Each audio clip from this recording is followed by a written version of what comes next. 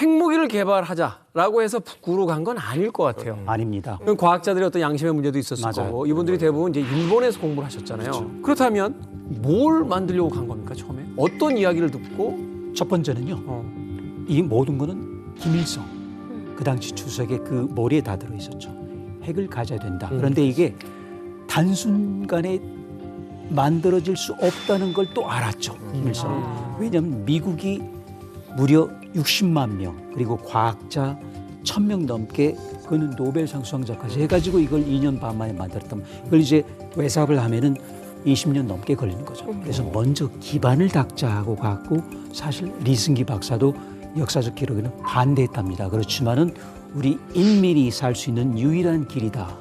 라고 했을 때 설득에 넘어간 거죠. 그러니까 그렇게 처음부터 이걸 만들려고 간 건 아니고 그야말로 중공업. 그래서 비난론 때문에 그렇게 된 거죠. 김일성은 정치인이고 이승기 박사와 그 나머지 월북한 분들은 다 순진한 과학자였어요. 그렇지. 말을 누가 더 잘했을까? 김일성이죠. 김일성이죠. 그렇지. 그러니까 김일성이 설득을 한 거예요. 예. 우리가 지금 당신들을 초대한 것은 원자력의 평화적 목적을 위해서, 활용을 위해서 가스라이팅. 데려온 것이다 라고 해요. 그럼 근거가 있어야 되잖아요. 근거를 뭘 제시하냐면 소련과 맺은 그 원자력 관련 협정이 있어요. 소련과 조선민주주의 인민공화국이 이제 핵 기술을 공유하는 것은 평화적 이용에만 국한한다 라는 내용이에요. 그걸 보여준 거예요. 봐라. 지금 평화적 이용을 위해서 우리가 소련에서 핵 기술을 갖고 오는 거잖냐. 핵 개발은 민족 통일의 중요한 과제다.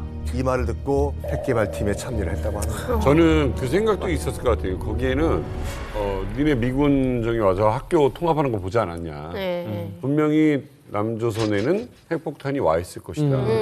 우리 민족 말살한다. 그 내용은 도상록 박사가 직접 쓴 책에도 나와 있어요. 뭐라고 쓰여 있냐면 우리들은 핵 분열 형상의 평화적 이용을 지지하며 인류의 악독한 원수들, 여기서의 인류의 원수는 미국이에요. 미국의 흉계를 제지하기 위해서 이 핵 분열 현상을 더 깊이 연구해야 한다. 다시 말해서 이거 우리말로 바꿔보면 미국이 핵 분열을 통해서 세계 재패를 위한 전쟁 무기로 쓸 거기 때문에 세계 평화를 지키기 위해서 우리도 미국의 기술인 핵 분열 기술을 연구하고 더 가다듬어야 한다라고 도상록도 책에 썼습니다. 그러니까 김일성이 만들어낸 이 핵 개발 논리에 그때 당시 이 월북한 과학자들이 다 넘어갔다라고 보여지는 거죠. 그게 또 오펜하이머를 비롯해가지고 맨하튼 프로젝트에 참가했던 과학자들이 자기 자신을 설득했던 논리이기도 해요. 왜냐하면 당시 뭐라고 생각을 했냐면 나치가 먼저 핵을 개발하고 있다. 이 핵무기가 먼저 나치의 손에 들어가게 되면 세계 평화가 깨질 것이다. 그러니까 우리가 먼저 개발해야 된다. 이런 논리로 자기 설득을 해가지고 했거든요. 그래서 그 결과 보고 나중에 이제 아인슈타인 같은 사람도 후회하고 그랬죠. 그러다가 1962년이 되죠. 그때는 어마어마한 사건이 발생하는데 바로 쿠바의 미사일 위기가 터지죠. 소련이 쿠바 섬에 자기 원래 미사일을 배치를 하고 미국이 그걸 이제 없애려고 그 협상에 들어가죠. 네네. 그러니까 거의 제3차 세계대전까지는 올라갔는데 김일성이 본 게 그거예요. 자, 미국이 약소국인 사회주의 국가를 때릴 수 있다. 그래서 그걸 보고 소련이 자기 배치를 무력화시킬 수 있다. 그래서 그걸 이제 교훈으로 삼고 아니다, 안 되겠다. 우리도 그거는 핵 기술을 보유해야겠다라는 마음을 또 굳건히 아주 할 수 있었습니다. 그러네요. 지금 뭐 대만에다가 미국이 미사일 갖다 놓으면 중국이 또 가만히 있겠습니까? 쿠바 바로 턱 밑에다가. 근데 문제는 뭐냐면 이게 그 당시 기술로는 그 소련에서 전략핵을 딱 발사했을 때 이거 인지하고 대응할 수 있는 시간이 약 8분이 주어진대요.